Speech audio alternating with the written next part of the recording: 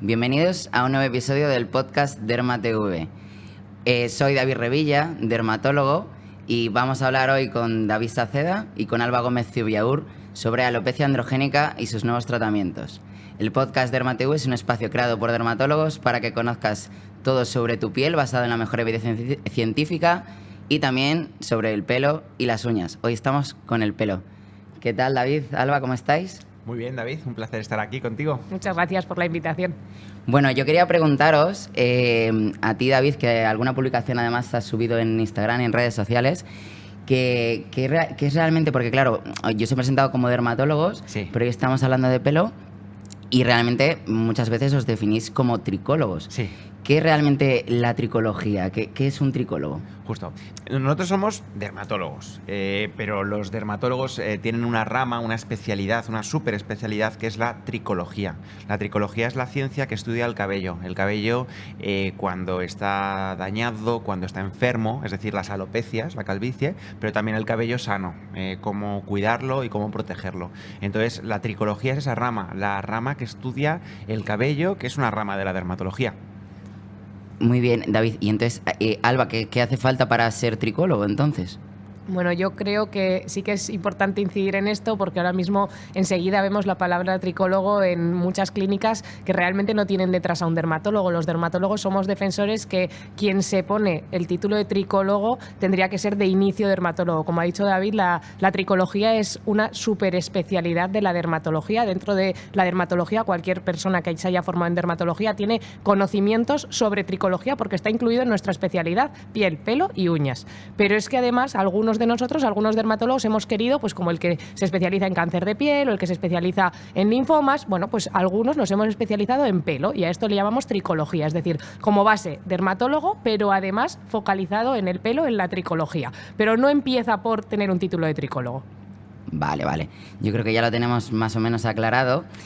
Ahora, realmente, si queremos ya incidir un poquito más en lo que es el tema médico o el tema de por qué es este tema de las alopecias, bueno, la alopecia que la gente llama calvicie, realmente todo lo que es, o sea, lo que llamamos pues, calvicie común, la gente que se queda calva, David, ¿es todo lo mismo? ¿Todo el mundo se queda calvo por lo mismo? ¿Hay diferentes tipos de alopecia, de calvicies, como la llamamos? Sí, no. Hay más de 100 tipos de alopecias, hay más de 100 tipos de perder el cabello. La calvicie común, la que la gente dice, oye, me estoy quedando calvo, pues yo creo que el 90% van a ser alopecias androgénicas, es decir, una calvicie asociada a la edad, con un componente hormonal importante, tanto en hombres como en mujeres. Pero luego después hay multitud de tipos, alopecias autoinmunes, alopecias cicatriciales, alopecias por fármacos, o sea, hay diferentes causas que bueno, tenemos que conocerlas para poder diagnosticarlas y tratarlas. Vale. Entonces, tenemos claro que la alopecia androgénica es lo que llamamos calvicie común, Sí. que es la más frecuente, que afecta tanto a hombres como mujeres. Entonces, Alba, si a ti te viene un paciente diciendo que se le está cayendo el pelo, un paciente o una paciente, y que está perdiendo densidad, ¿realmente tú qué haces con esa paciente? ¿Qué le haces en consulta? ¿Qué le preguntas? O si hace falta algún tipo de prueba o algo así. Justo con lo que estabas comentando ya has dado en la clave de la primera pregunta que tienes que discernir cuando entra el paciente o la paciente. ¿Enfocamos más hacia caída? ¿Enfocamos más hacia pérdida de densidad? Porque normalmente esa primera cuestión, si el paciente cuenta una caída muy aguda o muy llamativa, quizá no va a ir tanto por la vía de alopecia androgenética o alopecia hormonal o calvicie común, que es lo que estábamos hablando, sino que va a ir a lo mejor con una alopecia relacionada con un fármaco, con una situación de estrés, una disregulación de los ciclos capilares, lo que conocemos pues como esas caídas agudas, incluso en cambio de estación, etcétera, etcétera. En cambio, si el paciente lo que nos cuenta es como una progresión en la alopecia, una pérdida de densidad más al cabo de unos ciertos años, progresivo, lento, bueno, pues esa pérdida de densidad sí que la identificaremos como alopecia androgénica. Hay muchas más opciones, como ha dicho David, pero fundamentalmente alopecia androgénica. O sea que yo creo que lo primero sería distinguir entre esos dos síntomas. Predomina caída, predomina pérdida de densidad. Y luego ya hay una batería de preguntas que, bueno, picor, tendríamos picor en el cuero cabelludo, síntomas asociados, molestias al manipular, descamación, una serie de síntomas que también tenemos que focalizarnos con el paciente y, por supuesto, dentro de la historia, que yo creo que esto también es algo que nos diferencia mucho a los dermatólogos que nos dedicamos a la tricología, es preguntar mucho por antecedentes de ese paciente, porque manejamos una serie de terapias que ya tienen un nivel un poco más avanzado y necesitamos saber que no haya ciertos antecedentes médicos relevantes para poder pautar la medicación que no les va a dar ningún problema y les va a beneficiar en su tipo de alopecia. O sea, fíjate que es que hasta ahora Alba ha hecho un resumen que lo más importante es preguntar al paciente, o sea, ¿cómo estás? ¿Qué has notado? Que la historia clínica de es la medicina, historia ¿no? clínica, es una entrevista, y esto es lo que nos lleva un espacio en consulta, porque luego después ya pasamos a la exploración. Luego sentamos al paciente, le despeinamos con un peine, vemos dónde está la pérdida, dónde clarea más, dónde clarea menos, y utilizamos una herramienta que es la tricoscopia. Que la tricoscopia es una lente, es un aparato que se apoya en el cuero cabelludo, en la superficie del cuero cabelludo, y nos sirve a nosotros para, con un gran aumento, ver si tienes unos signos que nos indiquen que hay una alopecia permanente, una alopecia reversible, una alopecia de origen hormonal. O sea, pero eso es otra parte, es entrevista, exploración con la tricoscopia y luego ya pues la siguiente parte. No sé si a ti te pasa lo mismo, pero muchos pacientes, y bueno, tú David, que también ves pacientes de tricología en la consulta, muchos pacientes vienen a nuestra consulta después de haber ido a otros centros, que muchas veces son centros capilares sin un soporte dermatológico detrás, y lo primero que nos dicen es, no, yo he entrado a la consulta y me han aconsejado el número de unidades foliculares que me iban a trasplantar. Por ejemplo. Bueno, entonces, es que muchos centros les atienden comerciales también, ¿no? Bueno, eso pasar. Primero, pero incluso siendo un doctor, pues muchas veces lo que se ha hecho cuando ha entrado el paciente es ver cómo tenía más o menos de densidad o no densidad, y así, como a esta distancia entre tú y yo que estamos en la mesa, pues se ha valorado cuántas unidades foliculares suplirían esa pérdida de densidad. Sí. Cuando no se ha hecho ningún tipo de historia al paciente, no se ha investigado sobre sus antecedentes y desde luego no se ha cogido un tricoscopio para poder ver cómo son esos datos. Entonces yo creo que eso es el diferencial que marca una consulta nuestra, que tenemos en cuenta muchas más cosas que la visible pérdida de densidad que nos cuenta el paciente. O sea, realmente vemos clara la diferencia en que cuando tienes un problema tricológico de pelo, te atienda un dermatólogo o cualquier otro especialista médico o otro especialista no médico. Sí. Claro, ese es el problema. Sí.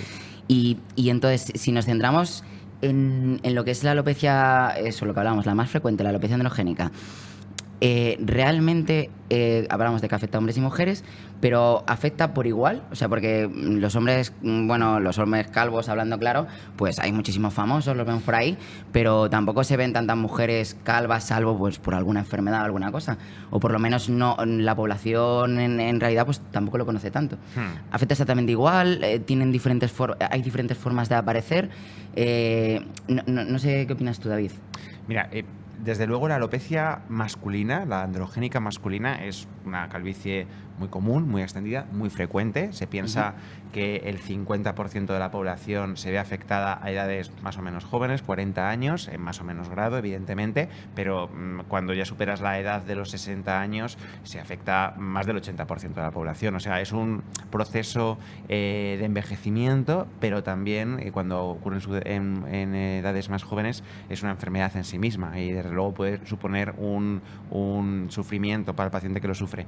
Ahora, en el caso de la alopecia femenina, la historia es completamente diferente. O sea, la alopecia femenina implica una pérdida de cabello que para la mujer se vive de una forma mucho más negativa que para el varón, por un un sesgo al final de género, cultural, social. No hay la misma aceptación de la patología a día de hoy. No se acepta. Hemos tenido casos, como el que sucedió en los Oscars, ¿no? Con la alopecia femenina de la mujer ¿cómo era? De Will Smith, ¿no? De Will Smith, exactamente. Pero ahí no era alopecia androgénica, ¿no? No lo sabemos bien, parece que era una alopecia areata, era diferente. Pero en cualquier caso fue un ejemplo claro de cómo vive la mujer la alopecia de una forma muy escondida, y ella es muy valiente, ¿no? Lo lleva ahí a descubierto, pero la gente lo vive realmente mal en la consulta. Yo creo que hay más casos en mujeres de alopecia, en este caso hablemos de androgenética, hay más casos de alopecia androgenética en mujeres de los que consideramos o pensamos en general la población, porque no los vemos, porque eso sí, la mujer tiene muchos recursos a su disposición y los conoce para disimular esa pérdida de densidad. Eso es cierto. A nivel cosmético. Sí. Porque no quiere que se le vea, porque es un gran estigma para la mujer todavía tener este tipo de pérdida de densidad capilar. Teóricamente, la alopecia androgénica femenina, la calvicie común femenina, ha ido aumentando progresivamente en los últimos años.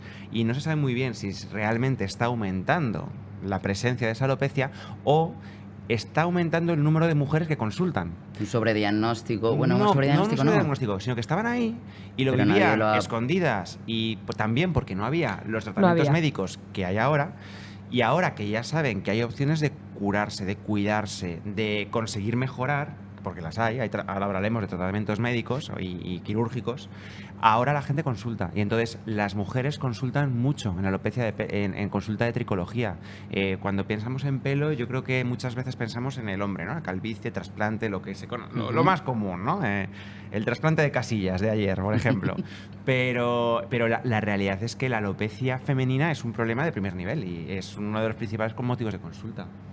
O sea, diríais, Alba, ¿tú dirías que tienes más pacientes mujeres que hombres? Sí.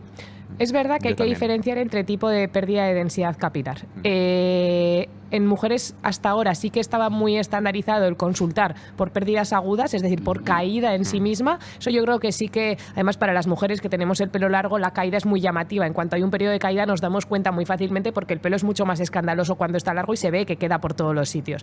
Ese tipo de pérdida de caída capilar sí que estábamos muy acostumbrados a verla en consulta, pero yo también pienso como David que cada vez tenemos más pacientes con alopecia androgénica o calvicie común que están llenando las consultas. Y yo sí que me atrevería a decir también que la mayor parte de mis pacientes son mujeres.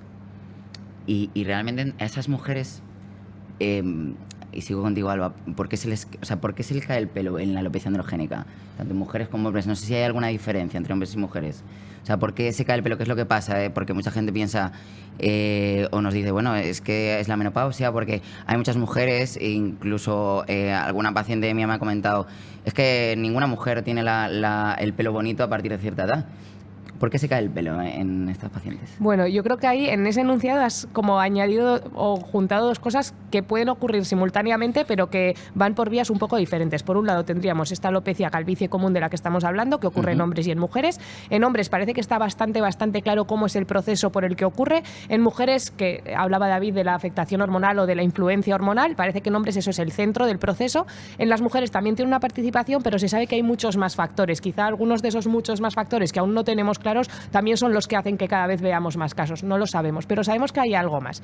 En el caso de los hombres, siempre les explicamos a los pacientes que realmente el pelo no se cae, sino que el pelo se va afinando progresivamente. Vale. Es verdad que tiene una menor trayectoria en fase de crecimiento y por lo tanto sí que pueden ver algo más de caída, pero fundamentalmente el signo estrella de este tipo de pérdida de densidad es afinamiento. Pasan de tener un diámetro de pelo de cabeza, que tiene X micras, a tener un diámetro de pelo de cuerpo, que es un pelo con un aspecto muy fino y con unas micras mucho más pequeñas, y por lo tanto ese pelo ya no da densidad y se transparenta la piel del cuero cabelludo.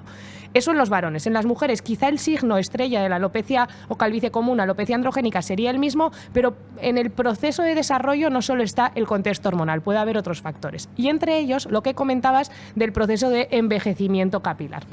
A partir de una determinada edad, todas las mujeres se quejan de que su pelo ya no es como era antes. Quizá tú las miras y no tiene una pérdida de densidad muy significativa y simplemente se comparan con su yo del pasado.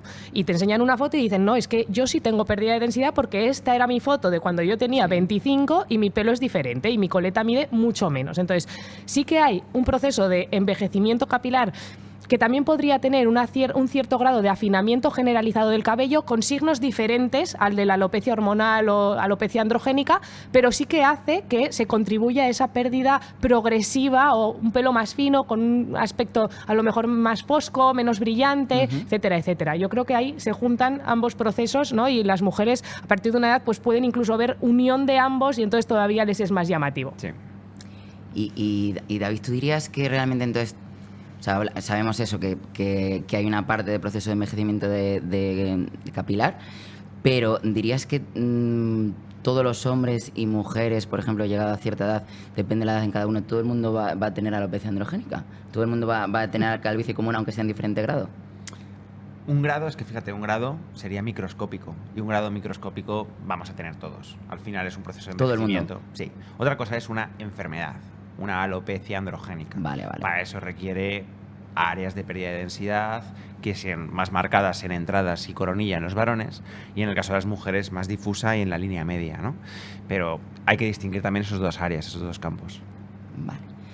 Vale, entonces, bueno, vamos aclarando un poquito los conceptos, pero claro, realmente hemos hablado de que el podcast lo titulábamos como tratamientos para esta alopecia androgénica. Vamos a ello, ¿no? Entonces... Vamos a ello, yo creo que ya toca. Después de esta introducción y un poquito de aclaramiento de conceptos antes de empezar, realmente, Alba, ¿existe tratamiento entonces para la alopecia androgénica? ¿Son tratamientos nuevos? ¿Llevan muchos años? ¿Son tratamientos orales? ¿Son tratamientos líquidos? ¿Son otro tipo de procedimientos? Yo creo que tenemos pues todas las posibilidades. Lo que decíamos al principio, según el paciente manejaremos unos fármacos u otros y también manejaremos una vía de administración, es decir, oral, o bien en mesoterapia, que es pinchado directamente en el cuero cabelludo, o bien tópico, aplicado. Y también tenemos las técnicas quirúrgicas, el trasplante capilar.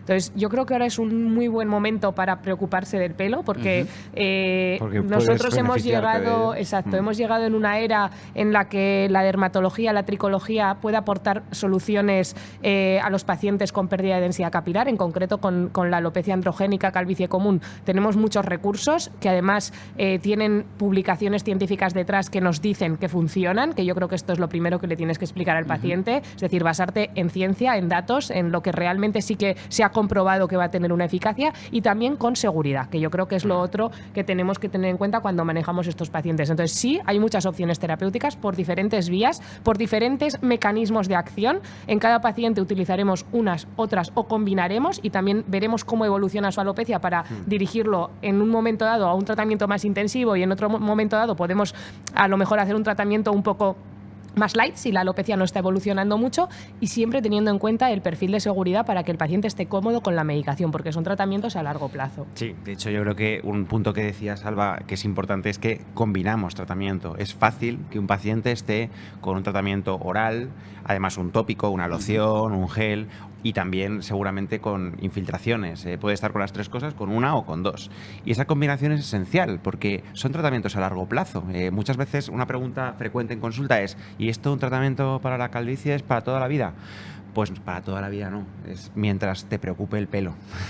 Eso puede cambiar, las prioridades cambian. Con esto siempre les añado, y esto yo creo que a los pacientes les hace pensarse dos veces la frase anterior. Siempre les digo, pues mira, si tu pérdida de densidad ha empezado a los 20 y va a terminar a los 60, tu pérdida de densidad iba a evolucionar durante 40 años. Si tú te tratas durante 5 o 10 años, son 5 o 10 años que has mantenido el proceso frenado. Es decir, le has restado entre 5 y 10 años al avance de la alopecia que estaba escrito en tu genética. Es decir, que cuando llegues a 60 años, esos años no han sido años perdidos, han sido años en los que has frenado el proceso. Correcto. Y a los 60 años vas a llegar con más pelo, porque lo has frenado. El tiempo que lo quieras frenar es el tiempo que tú quieras tratarte. Eso es. Pero hablamos de periodos amplios. Sí, hablamos de periodos amplios. Claro, hablamos de periodos amplios. Es súper importante la seguridad del tratamiento. Exacto. Y la comodidad del tratamiento. Por eso, cuando combinamos tratamientos, son tratamientos más sostenibles. Seguramente un paciente que esté con tratamiento oral, con microinyecciones, con mesoterapia y además con un tratamiento tópico, le permita combinar tres opciones, pero a dosis o frecuencias más bajas que si está solamente con una de ellas. No es lo mismo estar con una medicación oral a una dosis alta y estar preocupado por efectos secundarios o incluso tenerlos, que combinar tratamiento oral a dosis bajas con microinyecciones que al tener oral te permiten espaciarlas más, o un tópico que te permite aplicarlo 3 días a la semana o 5 en vez de diario, o cada 12 horas. Entonces, el tratamiento combinado, yo soy muy partidario de buscar ese equilibrio que te permita, oye, estoy con un tratamiento cómodo, que me permite estar a mí bien este año, el año que viene, y si hace falta mantenerlo 8 años o 10, puedo hacerlo. Eso hay que expresárselo al paciente, y yo siempre les digo que si tienen algún efecto secundario, porque algunos están tan contentos que dicen, no, yo doctor me aguanto con este efecto secundario. Es que no es el objetivo, porque es un tratamiento con el que tiene que ser muy a largo plazo. Entonces para ti tiene que ser un tratamiento que no influya de otra manera en tu vida, porque si no va a ser algo que te vas a acordar de que lo haces, ya no va a ser algo cómodo. Exactamente.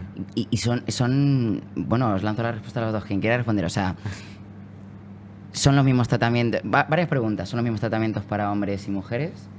Eso para empezar. Vale. Luego, estamos hablando de muchos tratamientos y habéis hablado de en general, pero realmente ¿esos tratamientos están aprobados? Hemos hablado de efectos secundarios. qué efectos secundarios. No sé si podéis así responder de forma un poco resumida a cada uno por partes a Pues mira, esos tratamientos o como queráis. Yo creo que si quieres, empiezo con varones y continúas tú con Vale. mujeres, por ejemplo, ¿no? Por repartirnos un poco. Pues mira, en cuanto a tratamiento en varones, generalmente combinamos mínimo 2 líneas de tratamiento. Una línea de tratamiento centrada en tratamientos antiandrógenos, Vale. y otra línea de tratamiento centrada en estimulación en decrecimiento. ¿Vale? Y ahí entra el minoxidil. Entonces, antiandrógenos. Antiandrógenos son fármacos que lo que hacen es bloquear el efecto de la testosterona en el cabello. Y eso sucede, ese efecto del fármaco sucede en 2 órganos del cuerpo, en el folículo piloso, en la raíz del cabello y en la próstata del varón. Vale. Entonces, claro, estamos utilizando fármacos que podrían tener un efecto en la próstata. Esto está estudiado. Se conoce el efecto que puede tener sobre la próstata en varones jóvenes que toman una medicación de ese tipo para la calvicie. Se ha visto que es seguro, que no perjudica a la próstata a largo plazo, ni, por supuesto, aumenta el riesgo a padecer ningún tipo de problema. De hecho, lo contrario, parece que podría reducirlo. Bueno, son medicamentos, finasterida, dutasterida, que podemos utilizarlos y con una dosificación muy cómoda y con un perfil de seguridad y efectos secundarios claramente tranquilizador. Y además hay pero muchísimos estudios con gran número de pacientes. Y luego, la otra línea de tratamiento, claro, por cierto, esta finasterida, dutasterida puede ser oral, puede ser tópica, lociones, o puede ser microinyectada en O mesoterapia. combinado todo. O combinado todo, o combinar para bajar dosis, o sea, se puede buscar ese equilibrio. Y luego la otra línea, para estimular el crecimiento de cabello, para hacer que el cabello crezca más, está el minoxidil oral. El minoxidil oral, ahora se lo dejo más a Alba que lo detalle ella, pero ha sido una revolución en el mundo de la dermatología. Y además también otro tipo de terapias, como por ejemplo el plasma rico en plaquetas, como por ejemplo las terapias luz o de láser, o terapias de otro nivel, no tanto sobre todo porque son menos efectivas que el resto que las que he dicho antes, ¿no?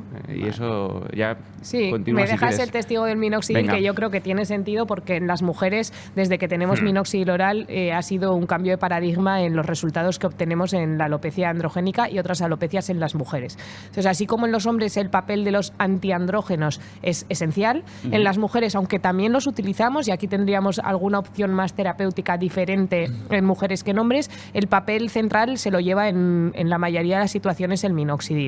Es un fármaco, nos da muchas alegrías, que tiene un perfil de seguridad muy bueno, con muy pocos efectos secundarios. Lo utilizamos a dosis muy bajitas, unas dosis tan bajas que las concentraciones que se llega a tener en sangre de ese fármaco no influyen para poder tener otros efectos secundarios que se podrían tener con un minoxidil a dosis altas. Por lo tanto, lo usamos con total tranquilidad y con una gran eficacia. Entonces, yo en mujeres me quedaría con esa opción, aparte de combinar tratamientos, añadir antiandrógenos en muchos casos, pero pondría esa solución sobre la mesa y siempre decirle al paciente, tanto en hombres como en mujeres, si hay alguna zona a la que no vamos a llegar con tratamiento médico, bien porque sabemos desde el principio que no vamos a llegar porque ahí vemos pelo demasiado fino que ya no somos capaces de revertir con la medicación, o bien porque después de haber hecho un tratamiento de 6, 12 meses, que es un tratamiento ya con un tiempo razonable, con la medicación adecuada, no hemos conseguido la densidad que el paciente deseaba, pues tenemos también siempre sobre la mesa, y los dermatólogos también lo realizamos, David lo realiza, yo lo realizo,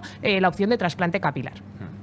Vale, o sea, hablamos de unos 10-12 meses primero de inicio de tratamiento médico antes de plantear un trasplante capilar. O sea, que realmente, no sé qué piensas tú, David, si realmente la opción de que vayas a un dermatólogo tricólogo y vayas por alopecia androgénica y lo primero que te plantees un trasplante capilar antes de iniciar tratamiento médico, ¿sería un abordaje bien hecho o quizás habría que hacerlo de otra forma? Sería absolutamente excepcional. Puede darse la situación que sea un paciente de unas características que por lo que sea ya tengamos claro que el trasplante es su opción, pero es rarísimo. O sea, lo habitual es lo que decía Alba, vamos a mejorar, vamos a hacer que llegues a tu mejor versión con un tratamiento médico que además vas a tener que mantener. O sea, el trasplante no te va a eximir del tratamiento médico, debes mantener el tratamiento médico después. Y entonces vas a iniciar ese tratamiento médico, vemos hasta dónde llegamos, y muchos pacientes es que no van a necesitar el trasplante o lo van a posponer para otro momento de su vida, o van a entrar con mejores garantías a un quirófano, que eso es esencial. En un quirófano, desde luego, haciendo un buen trabajo, el trasplante da unos muy buenos resultados. Pero en las cirugías, en una cirugía estética como es el trasplante, es una cirugía que el objetivo que busca es tener un excelente resultado, y tienes que poner todos los medios para que eso se consiga. Si luego no consigues un excelente y consigues uno muy bueno, que por lo menos no sea porque lo has hecho mal o porque no has puesto todos los medios. Y el primer medio es un buen tratamiento médico, eso seguro. O sea, realmente, supongo que Alba, tú estás de acuerdo, habría que hacer inicialmente, en la mayoría de los casos, un tratamiento médico inicial, un tratamiento, o sea, luego se podría plantear trasplante en el caso de necesitarlo, o el que quiera hacerlo, y luego un tratamiento médico posterior, que hablamos de eso de para siempre, más o menos.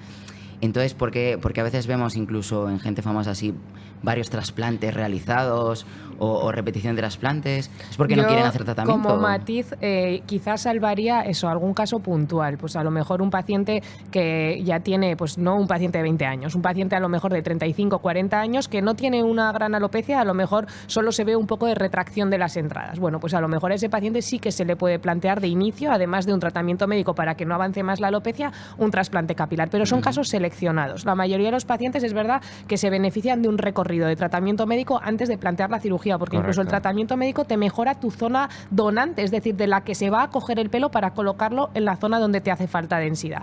Eso respecto a las posibilidades de trasplante desde el inicio. Y luego, ejemplos de famosos que no les ha ido bien el trasplante o que parece que no les ha, sin decir nombres, que parece que no les ha ido bien el trasplante, que siempre se nos plantean en consultas recurrentemente los mismos casos. Bueno, pues probablemente el trasplante no ha tenido por qué ir mal. Si se ha hecho una técnica correcta, el trasplante es agradecido y va bien. Simplemente que se trabaja sobre una densidad estática, es decir, en el momento que te trasplantas, tú cuentas con cuántos pelitos había en la zona donde vas a injertar y tú complementas, exacto, tú complementas el pelo que ya tiene ese paciente con pelos añadidos que tú coges de su zona donante occipital normalmente.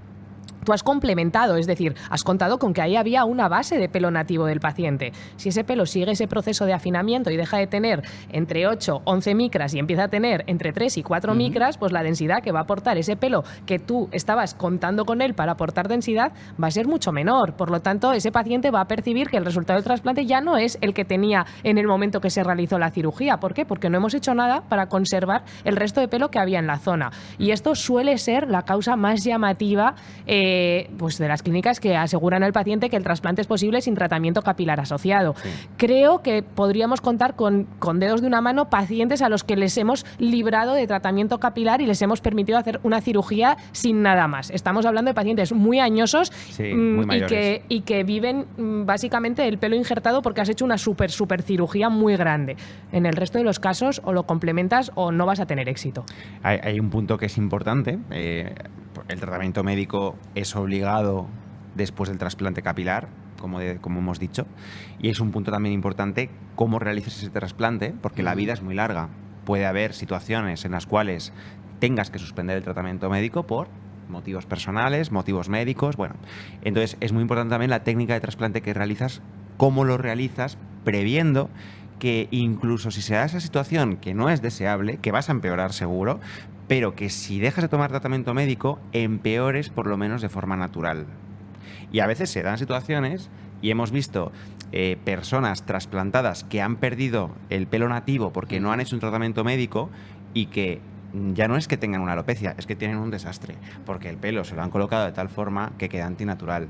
Y también lo contrario, que haciendo una buena técnica, si tú haces esa cirugía bien hecha, suplir. Por lo menos dices, bueno, te sigues quedando calvo, pero por lo menos mal que te hicieron un buen trabajo. Exacto. Y a lo mejor incluso podemos hacer una reintervención, que eso también es cada vez, por desgracia, más frecuente, que ahora mismo la tasa de un segundo trasplante o una cirugía reparadora es del 20%, del 20-25%. Sí. No siempre se puede hacer, no es el escenario ideal, pero hay veces que tenemos que intervenir una segunda vez para solucionar un desaguisado previo. Correcto. Yo cuando opero a los pacientes y hacemos el momento de decidir cómo vamos a hacer esa cirugía, planificarla, siempre les digo a los pacientes, pensad que ahora tenéis 30 años. Pensad que vais a tener ya no 20, vais a tener 40, 50, 60 y que lo que hagamos hoy os tiene que acompañar.